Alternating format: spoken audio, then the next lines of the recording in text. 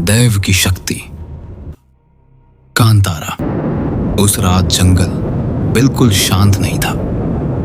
कर्नाटक के घने कांतारा जंगल में खड़ा वह टूटा हुआ पत्थर का मंदिर हवा के साथ धीमी आवाजें निकाल रहा था, जैसे कोई बहुत पुरानी सांसें ले रहा हो। मंदिर के सामने खड़ा अर्जुन पसीने से भीगा हुआ था।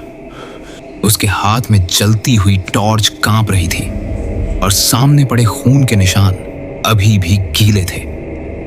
उसे समझ नहीं आ रहा था कि यह सब कैसे हुआ। बस इतना याद था कि कुछ देर पहले तक मीरा उसके साथ थी और अब जंगल में सिर्फ वह अंधेरा और वह शक्ति थी जिसे गांव वाले दैव कहते थे। अर्जुन की सांस तेज हो गई। तभी मंदिर के अंदर से एक भारी गूंजती हुई आवाज आई, जो लिया है उसे लौटाना पड़ेगा। टॉर्च की रोशनी अचानक बुझ गई। 3 दिन पहले तक अर्जुन इस जंगल को सिर्फ एक प्रोजेक्ट समझता था। वह एक डॉक्यूमेंट्री मेकर था जिसे लोकल मान्यताओं और रहस्यमयी जगहों पर वीडियो बनाना पसंद था। कांतारा जंगल उसके लिए परफेक्ट कंटेंट था।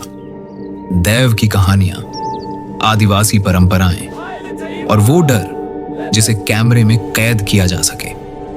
उसके साथ थी मीरा, एक एंथ्रोपोलॉजी स्टूडेंट जो इन मान्यताओं को अंदर से समझना चाहती थी। तीसरा इंसान था राघव, गांव का पुराना गाइड, कम बोलने वाला, आंखों में हमेशा डर छुपाए हुए। जैसे ही वे जंगल में दाखिल हुए थे, राघव ने एक बात साफ कही थी, सूरज डूबने के बाद इस जगह पर सवाल नहीं पूछे जाते और कुछ लिया नहीं जाता।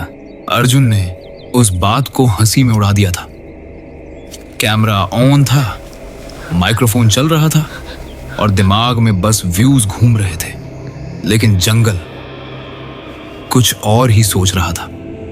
पहली रात उन्होंने एक पुराने स्कूल जैसे ढांचे में डेरा डाला। दीवारों पर अजीब से निशान थे, हाथों के, पैरों के, जैसे किसी ने मिट्टी में डूबे शरीर से दीवारों को छुआ हो। मीरा उन्हें गौर से देख रही थी। ये पूजा के निशान हैं। उसने धीमे से कहा, कांतारा में देव को सिर्फ भगवान नहीं माना जाता, वो जंगल की आत्मा है। रात के ठीक 12 बजे बाहर से ढोल जैसी आवाज आने लगी, धीमी, भारी और बिल्कुल पास से। अर्जुन कैमरा उठाने ही वाला था कि राघव ने उसका हाथ पकड़ लिया। उसकी आंखें फटी हुई थीं। रिकॉर्ड मत करो, वह फुसफुसाया, ये बुलावा नहीं है, चेतावनी है।